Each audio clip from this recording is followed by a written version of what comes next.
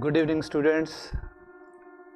After a gap of 15 days, once again I welcome you all to my today's English class. Students, जो अब आपको classes मिलेंगी वो कुछ 15 या 20 दिन के लिए होंगी और हर दिन ये क्लास 30 से 35 minute at the most 40 minute चलेगी। 1 घंटा या 1.5 घंटा या सवा घंटा जैसे पहले होती थी उस तरह नहीं होगी। और एक रिवीजन के तौर पे इन क्लासेस को लिया गया है जिसमें हम हर सेंटेंस को जो आपके सामने स्पॉटिंग एरर के रूप में, एरर डिटेक्शन के रूप में लाएंगे, उसमें ज़्यादा उसके एग्जाम्पल्स या ज़्यादा उसके बारे में आंसर देते समय उसको ज़्यादा एक्सप्लेन नहीं किया जाएगा क्योंकि कोर्स आप कर चुके हैं और अब सिर्फ आपको रिवीजन चाहिए। तो हम बिना टाइम वेस्ट किए स्टार्ट करते हैं आज की क्लास। और हाँ ठीक है, गुड इवनिंग। एक क्लास स्टार्ट करने से पहले मुझे ज़रा वीडियो आप तक ठीक पहुंच रही है, वॉइस ठीक आ रही है, इसके लिए एक कंफर्मेशन दे दीजिए, एक थम्स अप भेजिए ताकि मैं आपको पहला सेंटेंस आज की क्लास का शो कर पाऊँ।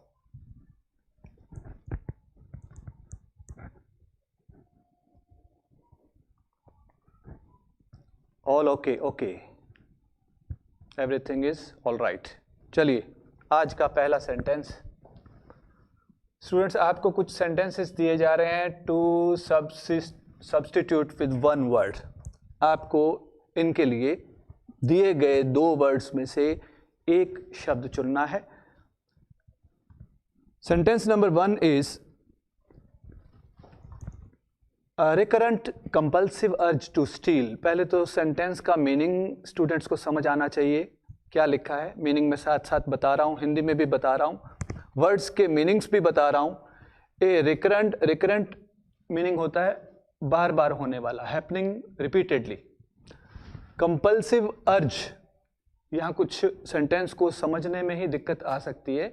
कंपल्सिव यानी इररेसिस्टिबल। अगर इररेसिस्टिबल भी आप नहीं समझते, इसका मतलब जिसे कंट्रोल नहीं किया जा सके, ऐसी इच्छा जिसको रोका नहीं जा सके। स्टील होता है चोरी करना, चुराना। तो यहां मीनिंग जो बैठ रहा है, चीजें चुराने की ऐसी इच्छा करना जिसे रोका नहीं जा सके। इररेसिस्टिबल, कंपल्सिव अर्ज, कैसी इच्छा जिसे कंट्रोल नहीं किया जा सके।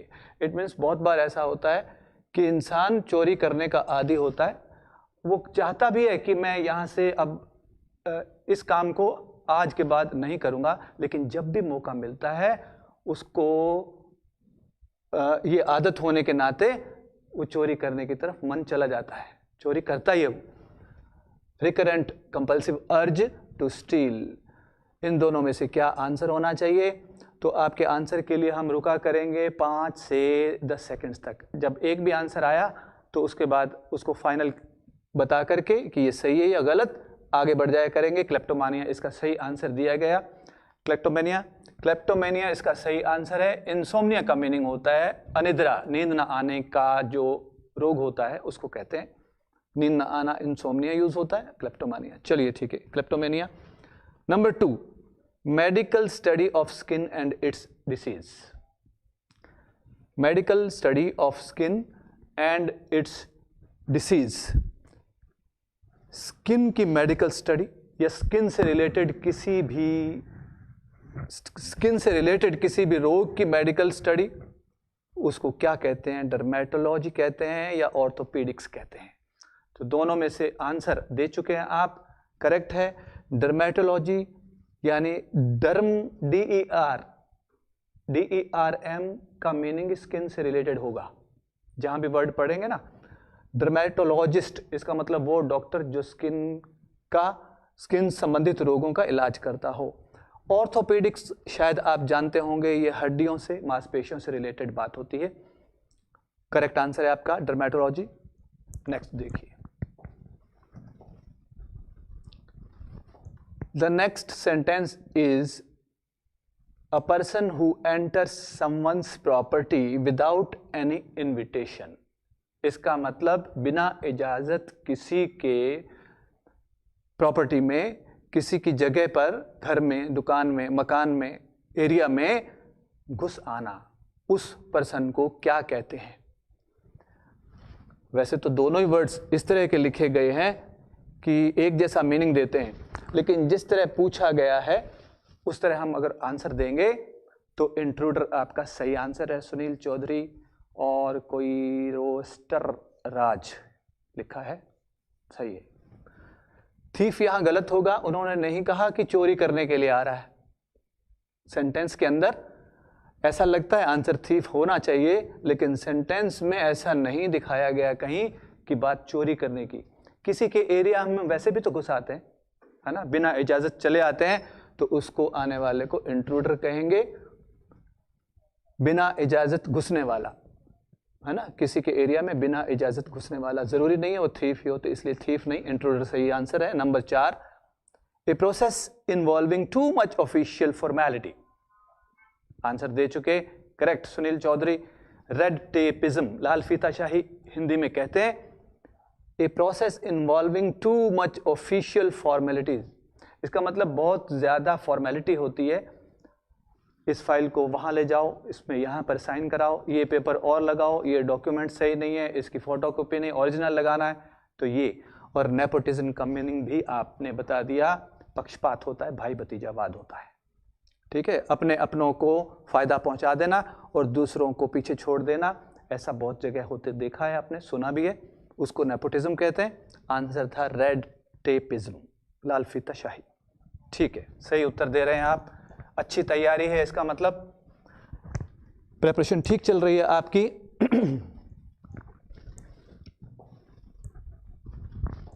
सेंटेंस नंबर 5 क्या कहता है, देखिए।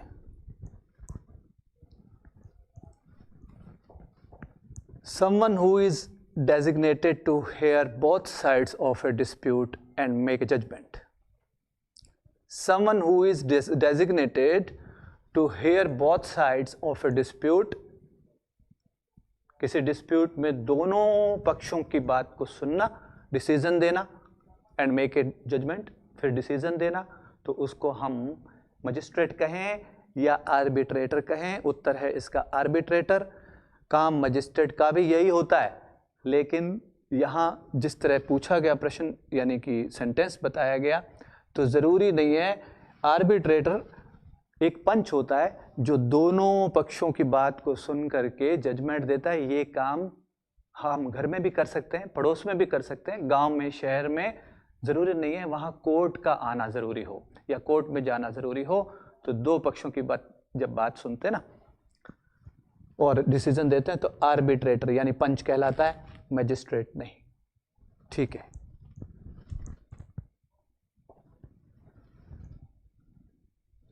स्पॉटिंग एरर्स में सबसे पहला सेंटेंस आपके सामने है। आपको इस सेंटेंस में, अब दिए गए 15 या 20 सेंटेंसेस में, आपको अगर कोई मिस्टेक है तो वो स्पॉट करनी है, एरर डिटेक्शन यानी कि एरर निकालनी है। अगर कोई है तो सेंटेंस आप पढ़ लीजिए। He exclaimed with admiration that a brave soldier should not be afraid of dying. बहुत ज़्यादा देर नहीं रुकेंगे आपके आंसर के लिए, क्योंकि क्लास थोड़ी देर की है, घंटा 1.5 घंटा की क्लास नहीं है, ताकि आप दूसरे सब्जेक्ट्स भी कर पाएँ, इसलिए क्लास को छोटा किया गया है। He exclaimed with admiration that a brave soldier should not be afraid of dying. आप अपना आंसर थोड़ा सा जल्दी पहले की तरह लिख दीजिए।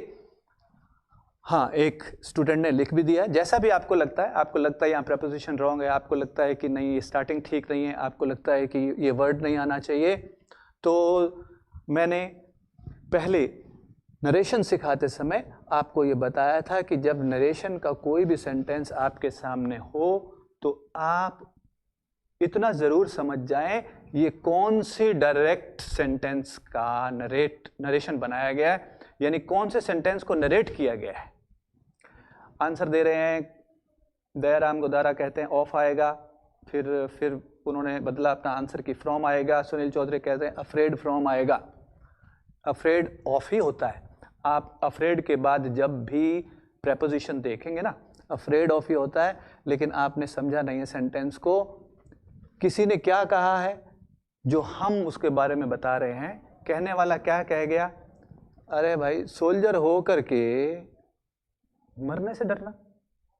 सोल्जर हो करके मरने से क्या डरना? या सोल्जर हो करके मरने से डरते हो? या तो शायद आप कहना चाहते हैं बड़ी हैरानी की बात है यार, ऐसा होना नहीं चाहिए, है ना? तो शुरू में देखिए क्या लिखा है, ही एक्सक्लेम्ड विद, तारीफ करना एडमिरेशन होता है। नरेश कुमार ने सही लिखा, एडमिरेशन नहीं आएगा, आना चाहिए। ठीक है, इसकी जगह वर्ड, क्योंकि देर बहुत हो चुकी है इसको एक्सप्लेन करने में, वर्ड मैं बता देता हूं। लोकेशन आपने पहचान ली, एडमिरेशन नहीं आएगा, बाकी सब ठीक है। ही एक्सक्लेम्ड विद, या तो हो कंटेम्प्ट, घृणा, है ना? या इसकी जगह आप डिस्गस्ट भी कर सकते थे, ये भी वही वर्ड है, मतलब जो बात अच्छी नहीं लगी, डिसलाइक किया जिसको आपने, कंटेम्प्ट भी, डिस्गस्ट भी। और ये सेंटेंस कहीं सरप्राइज भी वर्ड सही होता, लेकिन एडमिरेशन यहां वर्ड सही नहीं है। ठीक है, ठीक है, पहचाना आपने। नेक्स्ट चलिए देखते हैं क्या कहता है अगला सेंटेंस।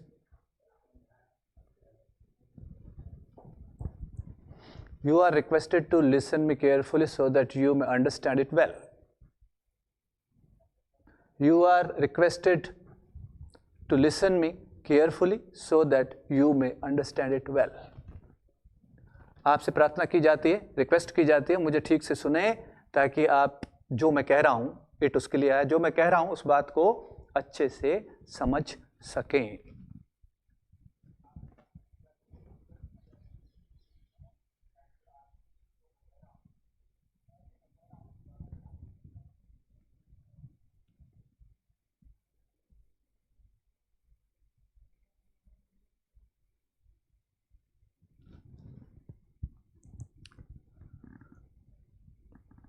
बलबीर सिंह आंसर दे गए, कहते हैं टू नहीं आएगा, और सुनील चौधरी कहते हैं माइट आएगा। सुनील चौधरी जी, आपके सही आंसर्स आ रहे थे। यहाँ पास्ट में सेंटेंस नहीं है, यू आर रिक्वेस्टेड कहा गया है, you are requested to listen me carefully so that you may, तो माइट नहीं आना चाहिए क्योंकि सेंटेंस पास्ट में नहीं है ना? तो मे यहाँ से हटाया नहीं जा सकता, यानी कि अगर माइट करें तो मे यहाँ गलत था ही नहीं, तो तभी तो हम माइट करें कि मे गलत हो तो लिसन टू मी। अब आया शोभा राज पुरोहित, सही आंसर दे रहे हैं। यहाँ आएगा लिसन टू मी होता है। आपको ये पढ़ाते समय भी, टॉपिक पढ़ाते समय भी बताया था, शायद पैसिव के टॉपिक में ये सेंटेंस आया था। Please listen to me carefully होता है, लिसन मी नहीं। I am listening to the music होता है, आई एम लिसनिंग म्यूजिक नहीं, है ना? ठीक है, चलिए आगे।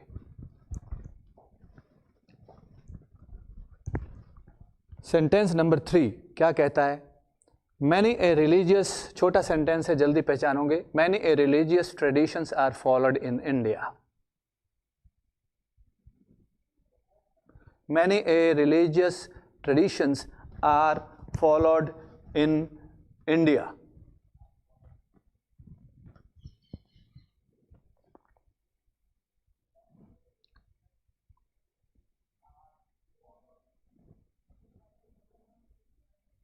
इस सेंटेंस को किस तरह ठीक किया जा सकता है, मतलब रीराइट करना हो, दोबारा लिखना हो, तो सेंटेंस कैसे लिखा जाए? जब आपके आंसर्स स्टार्ट हो गए आने, आंसर आने स्टार्ट हो गए, तो देखिए आपको मालूम है मैनी अ के बाद जो नाउन आएगी वो सिंगुलर आएगी। तो यहाँ आपको पहले तो करना होगा मैनी अ रिलीजियस ट्रेडिशन, और फिर करना होगा इज। और ऐसा भी हो सकता है अगर आर्टिकल ए हटा दिया जाए तो many religious traditions are followed in India, ये सेंटेंस ऐसे भी बन सकता है, दोनों तरफ से ठीक होगा। या तो ए हटा दीजिए और या फिर मैनी अ रिलीजियस ट्रेडिशन लिखिए, इज लिखिए, ट्रेडिशन इज, दोनों तरफ से बता दिया मैंने। ठीक है, नेक्स्ट।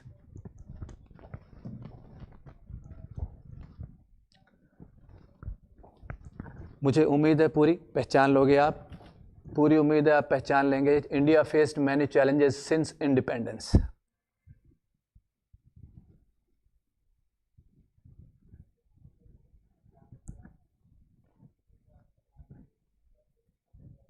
जशन पूछते हैं व्हाट्सएप पे क्लास नहीं लगती। नहीं जशन, अब क्लास लगनी बंद हो गई है, अब सिर्फ रिवीजन चल रहा है। क्लास पहले जो इंग्लिश की क्लास ख़त्म हो चुकी हैं, मैडम भी उसके बाद क्लास ले गए कंपोजिशन पार्ट के लिए, अब क्लास नहीं लगती, सिर्फ इस पे रिवीजन चल रहा है ना। वो भी 15 या 20 डेज़ के लिए आधे घंटे की क्लास का रिवीजन लिया गया है। क्या बता रहे हैं गाइज आप? India faced many challenges, has faced, correct, India has faced many challenges आएगा। और वैसे भी जिन बच्चों को नहीं मालूम, दयाराम आंसर गलत दे गए। जिन बच्चों को नहीं मालूम सुनिए, सिंस या फॉर का यूज टाइम के साथ दिया गया है ना। सिंस या फॉर का यूज अगर टाइम के साथ दिया है तो सिंस कब से? इंडिपेंडेंस से। तो सिंस से पहले वाला सेंटेंस आपको मालूम है, सिंस फॉर, जहां सिंस फॉर का जो हमने सेक्शन किया था, शायद पहला दूसरा दिन था, मुझे ऐसा याद है, दूसरा या तीसरा दिन था क्लासेस को। सिंस फॉर का जब यूज़ कर रहे हों सेंटेंस में, तो उससे पहले जो सेंटेंस होता है वो कौन से टेंस में हो सकता है? या तो परफेक्ट कॉन्टिन्यूस में या फिर परफेक्ट में। इसलिए ये परफेक्ट टेंस बनेगा, India has faced many challenges since independence. तो लंबी चौड़ी यहाँ एक्सप्लेनेशन नहीं दी जा रही क्योंकि पहले टॉपिक्स हो चुके हैं, उतना ही टाइम वापस नहीं दे सकते, इसलिए आपको बता दिया। हैज़ फेस्ड सही आंसर था इसका।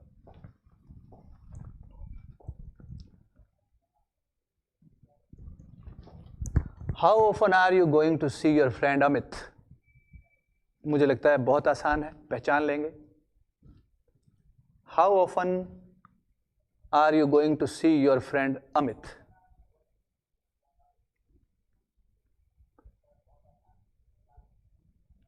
आंसर आ जाना चाहिए था अब तक। How often are you going to see your friend, यहाँ सी का मीनिंग मीट से है, मिलने से, है ना। सी यू, फिर मिलते हैं, तो सी का मतलब देखना भी होता है, सी का मतलब मिलना भी होता है। हाउ ऑफन का मतलब, ऑफन का मतलब आप जानते हैं, ऑफन अकेला होता है तो अक्सर होता है। तो ये आपसे फ्रीक्वेंसी पूछी जा रही है। हाउ ऑफन मतलब कब कब मिलते हो या कितनी बार मिलते हो का मीनिंग होता है। Are you going to see your friend, या उससे मिलने जाते हो, ऐसा कुछ मीनिंग है। Have you gone, do you go. MP Singh सही आंसर दे गए। How often do you go to see आएगा, आर यू गोइंग नहीं।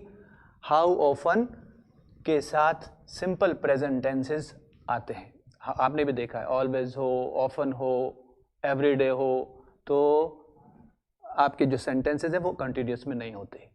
ये इशारा ही काफ़ी था, आपने आंसर राइट दिया दो ने। डू यू गो आएगा, how often do you go to see, ठीक है।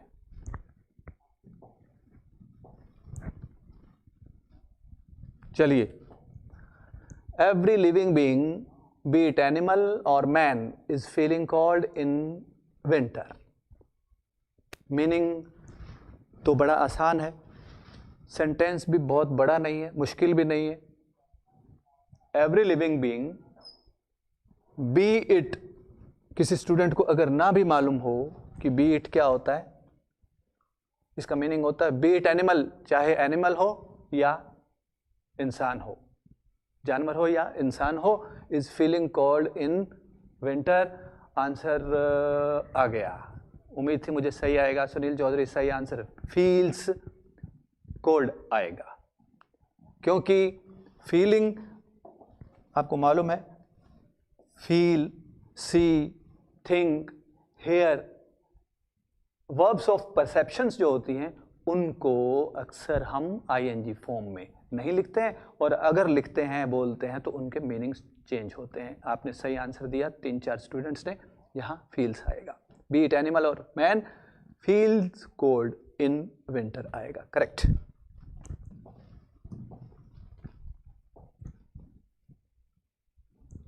हम तो उम्मीद करते हैं और आशा करते हैं आप सभी के आंसर्स राइट आएँ, ताकि हमें भी यहाँ एक्सप्लेन करना ना पड़े, और इससे पता भी चलता है कि आपकी जो रिवीजन है going on in full swing.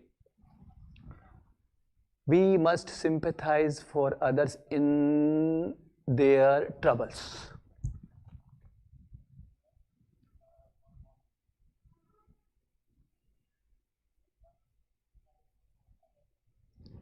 We must sympathize for others in their troubles. सहानुभूति रखना,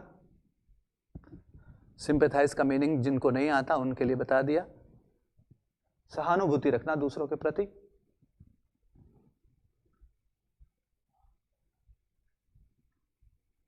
ठीक है, लोकेशन ठीक पहचान रहे हो, लेकिन वर्ड भी ठीक आ जाता अब तक। ठीक है, हम बहुत देर तक नहीं रुकते। पारस लिलार लिखा है, शायद ऐसा ही नाम है, गलत पढ़ दिया हो तो माफ़ी। पारस लिलार लिखते हैं, विद आएगा, सही आंसर यही है। We must sympathize with others in their troubles. चलिए नेक्स्ट। बहुत देर हम रुक नहीं रहे हैं, मेरी कोशिश रहेगी कि जितने सेंटेंसेस आपके लिए लाए हैं वो सारे पूरे हो जाएं। और किसी आंसर को आप ठीक से नहीं सुन पाए एक्सप्लेनेशन, तो आप वीडियो को दोबारा देख सकते हैं। सिंपैथाइज विद, टू नहीं। He behaves as if he is the PM. He behaves as if he is the PM. He behaves as if, Balbir सही आंसर दे गए, तो एक आंसर सही आते ही बस इतना वक्त बहुत है। बाकी आपने सोच लिया होगा, जिसने आंसर यहाँ गलत अभी प्रिंट करना था उन्होंने सोच लिया होगा, सही आंसर दे रहे हैं। He behaves as if he were the PM. ये इस तरह के सेंटेंसेस आने लायक हैं एग्जाम में, तो यहाँ वर आएगा, क्योंकि एज इफ के साथ वर का कॉम्बिनेशन होता है। एज इफ आए तो आगे वर्ब। ये हो चुका है पहले 2 या 3 बार मैंने सेंटेंस दिया, इसलिए इसके ज़्यादा हम एक्सप्लेन नहीं कर रहे इसको। चलिए नेक्स्ट। रिवीजन चल रहा है, वैसे भी टॉपिक चलाते तो पूरा बताते। It is high time we begin preparing for the examination. पूरी उम्मीद है आप सब इसका आंसर सही दे जाएंगे, क्योंकि ये बहुत ही खास टॉपिक्स में से, खास सेंटेंसेस में से चुना गया है। It is high time we begin preparing for the examination. सही आंसर आ गया है Sunil Chaudhary, very good, excellent. जब आप इट इज हाई टाइम, यानी कि सेंटेंस के अंदर टाइम एंड टेंस की बात हो रही है, it is high time, it is time होता है ना, तो आप वर्ब सेकंड फॉर्म चुनते हैं। इट इज हाई टाइम, फिर उसके बाद subject, it is high time, it is time, it is about time के बाद सब्जेक्ट, और उसके बाद वर्ब हमेशा आप सेकंड फॉर्म में चुनते हैं। और ये इसका जो मीनिंग होता है इसका मीनिंग पहले एक्सप्लेन किया जा चुका है। शुड की तरफ इसका मीनिंग जाता है, शुड लिखा नहीं होता। आंसर सही दिया आपने, ठीक है। चलिए, India stands as a powerful country, isn't it.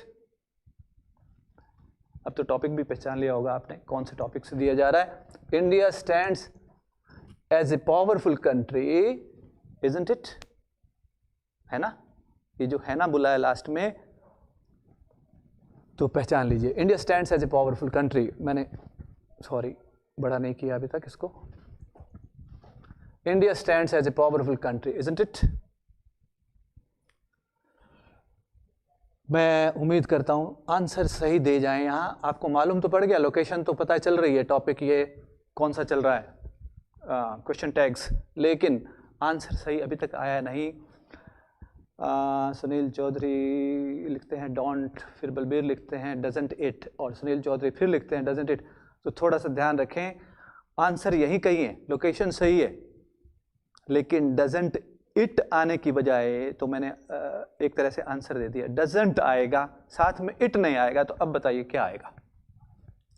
Doesn't जरूर आएगा, लेकिन साथ में इट नहीं आएगा, तो बताइए क्या आना चाहिए। उम्मीद करता हूं आप यहां सही आंसर दे जाए।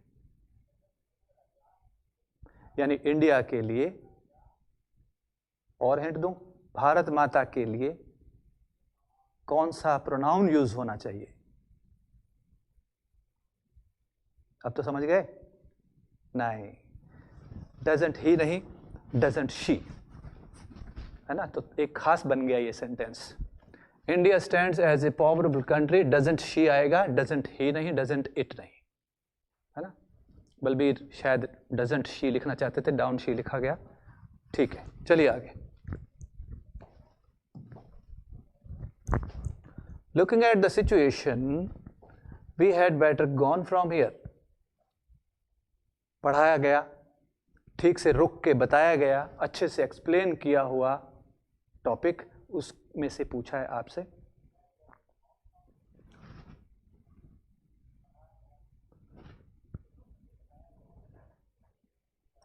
हाँ, तो ये जो शायद हर ये पिछले का लिख रहे हैं, पारस लायर हर जो लिखा है पिछले क्वेश्चन का लिख रहे हैं। तो प्रोनाउन का जो केस आता है पारस, वो आता है नॉमिनेटिव यानी सब्जेक्टिव केस, है ना। आप यहाँ ऑब्जेक्टिव केस लिख रहे हैं, इसलिए शी आएगा, ठीक है। हर का सब्जेक्टिव केस आएगा, शी का शी ही आएगा। Looking at the situation we had better gone from here, पहचान लिया? अभी तक आंसर तो नहीं आया। नरेश कुमार ये देर क्यों लिख दिया? ये इसी टाइम का, इस टाइम, हाँ शायद स्टूडेंट इसको पास्ट मान रहा है ना। वाइल लुकिंग, नहीं नहीं नहीं नहीं, वो भी चीज़ भी नहीं है। लुकिंग एट द सिचुएशन ये प्रेजेंट की बात है बच्चों। मैं पहले भी बता चुका, आप हेड को देख करके पास्ट की तरफ जा रहे हैं, तो थोड़ा सा मुझे जल्दी बताना पड़ेगा इसको। ये हेड बेटर का यूज़ हो रहा है, एक मॉडल ही होता है, ये एक तरह का मॉडल होता है। मॉडल के तुरंत बाद जैसे वर्ब आती है ना फर्स्ट फॉर्म में, तो हेड बेटर के बाद भी वर्ब फर्स्ट फॉर्म में आती है। ध्यान रखिए, इस तरह की बात टॉपिक किसी भी सेंटेंस में आ सकती है। वी हैड बेटर गो, ये प्रेजेंट की बात चल रही है, पास्ट की नहीं। तो हेड बेटर के बाद जो वर्ब आती है वो फर्स्ट फॉर्म में लगती है ना, एक मॉडल की तरह काम करता है ये। Present looking at the situation मतलब सिचुएशन को देखते हुए, ध्यान दीजिए, इसी वक्त कह रहा हूं, इसी वक्त, पास्ट की बात नहीं है। सिचुएशन को देखते हुए अच्छा होगा हम यहां से निकल जाए, ये लिखा है। ये सिचुएशन को देखते हुए अच्छा होगा हम यहां से निकल जाएं। तो हेड बेटर के बाद टू भी नहीं आएगा, मॉडल की तरह सीधा फर्स्ट फॉर्म आती है। मॉडल के बाद फर्स्ट फॉर्म लगाते हैं ना, किसी भी मॉडल के बाद उस तरह आएगी। चलिए दोबारा सुन सकते हैं वीडियो में आप। चलिए आगे, क्या कहता है ये सेंटेंस? सेंटेंस कहता है having beaten by his classmates the boy was crying. Having beaten by his classmates the boy was crying, और मीनिंग है क्लासमेट द्वारा पीटे जाने के बाद लड़का रो रहा था, या क्लासमेट द्वारा पिटाई किए जाने के बाद किए जाने पर लड़का रो रहा था। Having beaten by his classmates, the boy was crying. थोड़ा सा मुश्किल है आपके लिए। क्यों मुश्किल है? जिसने पैसिव के टॉपिक को प्लस पैसिव का टॉपिक प्लस पार्टिसिपल के टॉपिक को नहीं सीखा, उसको थोड़ा थोड़ा यहाँ डाउट हो सकता है। तो ऐसा भी हो सकता है कई बार सेंटेंस पढ़ने से हम समझ जाते हैं यहाँ मिस्टेक है, ऐसे होने पर सही हो जाएगा, वो भी ठीक है। टॉपिक चाहे बेशक पूरा ना आता हो। अभी तक आंसर नहीं आया, आंसर दे दूं मैं? मुझे देना पड़ेगा क्योंकि और सेंटेंसेस भी करने हैं, है ना, रिवीजन चल रहा है, बार बार मुझे कहना पड़ रहा है। कोई आंसर नहीं दिया गया इसके लिए अभी तक, ठीक है। Having been beaten by his classmates आएगा। थोड़ा सा मैं यहाँ बता जरूर देता हूँ क्यों आएगा been. Having beaten by his classmates, यहाँ सब्जेक्ट कौन बना हुआ है सेंटेंस का? The boy. ध्यान देना, इस सेंटेंस में सब्जेक्ट कौन है? बात किसकी हो रही है? The boy was beaten. यानी बचे हुए सेंटेंस के अंदर boy was the boy was crying लिखा है, लड़का रो रहा था। अगर हम यहाँ किसी को having beaten by his classmates, मारा, लड़के ने मारा है, बॉय ने मारा है, या मार खाई है? लड़का रो रहा था लास्ट में लिखा ना, इसका मतलब लड़के ने मार खाई है, लड़के ने किसी को नहीं मारा, है ना। लड़के ने मार खाई है, लड़के ने किसी को नहीं मारा। काम को करने वाले क्लासमेट्स हैं उसके, तो पैसिव में आएगा सेंटेंस। यानी इस सेंटेंस का सब्जेक्ट कौन है? इस सेंटेंस का सब्जेक्ट कौन है? बॉय। तो सब्जेक्ट ने किसी काम को किया नहीं है, इसका मतलब सब्जेक्ट उसका डूअर नहीं है, है ना। इस सेंटेंस का ये सब्जेक्ट डूअर नहीं है, इसलिए ये पैसिव में आएगा। डूअर होता तो ये एक्टिव चलता। ये पहले बातें बताई जा चुकी हैं, इसलिए हैविंग बीन बीटन बाय आएगा। चलिए आगे।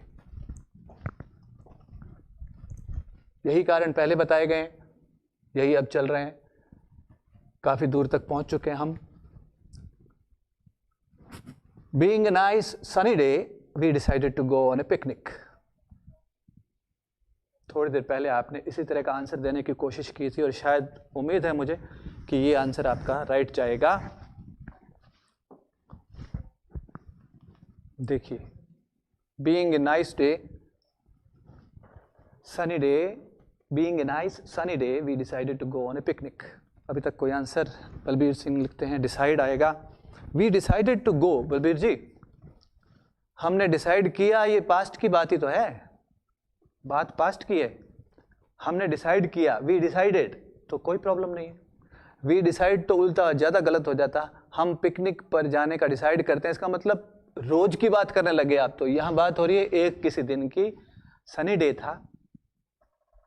करेक्ट, सुनील चौधरी सही आंसर दे गए, शोभा राजपुरोहित सही आंसर दे गए। ये आएगा। फिर से वही बात हो रही है, फिर से वही बात हो रही है कि अगर इस सेंटेंस में पार्टिसिपल के क्लॉज में अगर आप कोई सब्जेक्ट नहीं पाते तो अगले सेंटेंस का सब्जेक्ट जो भी है ना, इसका भी सब्जेक्ट बन रहा है। Being a nice day, we ही इसका सब्जेक्ट बन रहा है, जबकि यहाँ सब्जेक्ट वी की बात नहीं हो रही, इसलिए आप इसका सब्जेक्ट अलग करें। ज़्यादा एक्सप्लेनेशन इसलिए नहीं दे रहा कि पहले करवाया हुआ है ये। It being a nice sunny day, day के लिए आपने इट लगा दिया। We decided to go on है, तो नेक्स्ट सेंटेंस इस तरह बोलना चाहिए। बीइंग के पास अपना एक सब्जेक्ट होना चाहिए, नहीं तो वी ही इसका सब्जेक्ट बन जाएगा। We being a nice day, इसका मतलब हम थे नाइस डे, हम थे सनी डे, तो ये वी की बात तो नहीं हो रही है, इसलिए यहाँ सब्जेक्ट अलग करो। वी बचे हुए सेंटेंस का, दूसरे सेंटेंस का सब्जेक्ट वी है ही। ठीक है, चलिए। पहले बताया हुआ, इसलिए बहुत ज़्यादा यहाँ देर नहीं लगाई। जिन स्टूडेंट्स ने पहले क्लासेस नहीं लगाई, हाँ उनके लिए नया ज़रूर है ये, उनको थोड़ा सा चाहिए कि कैसे कैसे गया ये, है ना। तो पुराना वीडियो आपको देखना पड़ेगा। The members of the party as well as the president, यहाँ जो कॉमास लगे हैं बस वो एक टाइपिंग में थोड़ा मिस्टेक मान लीजिए, कॉमास नहीं आने चाहिए थे। The member of the party as well as the president does not agree to the proposal. Do not agree, पहचान लिया, आसान था, सही था। डू नॉट सही आंसर है, डज नॉट नहीं आना चाहिए, डू नॉट इसका सही आंसर है। ठीक पहचाना आपने। डू नॉट एग्री आएगा। एज वेल एज से दो सब्जेक्ट जुड़े हैं, तो पहले वाले सब्जेक्ट के अनुसार वर्ब चलेगी। चलिए, हम बहुत नज़दीक पहुंच चुके हैं। Until you will stay here, how will you meet the chairman? अगर आप यहाँ नहीं रुकते तो आप चेयरमैन साहब से कैसे मिलेंगे, ये लिखा है। Until you will stay here, how will you meet the chairman? जब तक आप यहाँ नहीं रुकेंगे तो आप चेयरमैन साहब से कैसे मिलेंगे। इसका मतलब कोई किसी को ये कह रहा है आपको यहाँ रुकना होगा, तभी तो आप चेयरमैन साहब से मिलेंगे। जब तक आप यहाँ नहीं रुकेंगे, जब तक आप रुकेंगे नहीं तो चेयरमैन साहब से कैसे मिलेंगे। बलबीर सिंह कुलहरी इसका सही आंसर दे रहे हैं। विल नॉट कहाँ लिखें, विल नॉट। अच्छा ठीक है, समझ गया। आप शायद ये कहना चाहते हैं until you will not stay here, ऐसे आना चाहिए, है ना। तो मैं कुछ 5 सेकंड्स किसी और आंसर का, सही आंसर का इंतजार कर लूं। ये आंसर ठीक नहीं है। लोकेशन सही पहचान रहे हो आप, लेकिन आंसर एम्बिगुअस दिया। Until you stay, correct. Sunil Chaudhary correct, until you stay, क्योंकि अनटिल इफ वाला ही कंडीशनल सेंटेंस का इफ क्लॉज ही है, उसमें विल, शैल और वुड नहीं लिखे जाते। करेक्ट, दीपिका सही आंसर दे रही है, यू स्टे आएगा। अनटिल यू स्टे होना चाहिए, विल नहीं आना चाहिए। दोनों तरफ विल नजर आ रहा है ना, दोनों ही फ्यूचर के सेंटेंसेस बन रहे हैं, इसलिए एक के बाद एक 2 सेंटेंसेस इंग्लिश में फ्यूचर में नहीं आते। तो आंसर होगा अनटिल। इफ यू, यहाँ इफ यू भूल जाता तो विल नहीं आता ना, आपको मालूम है कंडीशनल में इफ क्लॉज में विल शैल वुड नहीं आते, तो वो ये वही क्लॉज है, इफ की जगह अनटिल लिखा है, फर्क इतना ही है। चलिए आगे।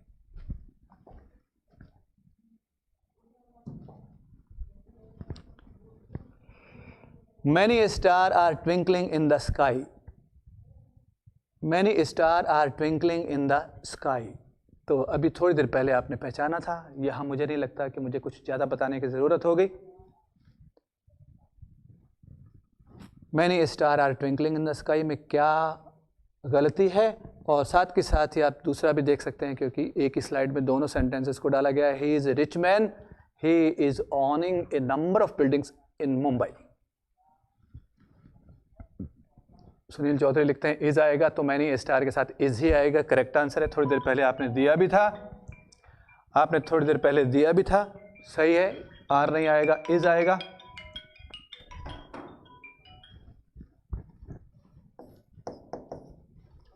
ही is a rich man, he is owning a number of buildings in Mumbai, he owns आएगा। क्या बात है, वेरी गुड। ही ऑन्स आएगा। ये वही वर्ब्स हैं थोड़ी देर पहले किसी सेंटेंस में ही ऑन्स। ये ऑन एक ऐसी वर्ब है जिसको आईएनजी में नहीं लाया जाता, ठीक है। तो you have gone through I think around 22 sentences. आपने यहाँ एरर ढूंढी, ज़्यादातर आंसर आपके सही भी थे। आई थिंक आपकी जो प्रेपरेशन है वो बढ़िया चल रही है, ठीक है। इंग्लिश की क्लास को थोड़ा शॉर्ट किया गया है, पहले 1 घंटा 1.5 घंटा थी और अब 40-45 मिनट किया गया है। और मिलते हैं कल फिर ऐसी ही क्लास के साथ। आप अपने दूसरे सब्जेक्ट्स पढ़ते रहिए। All the best.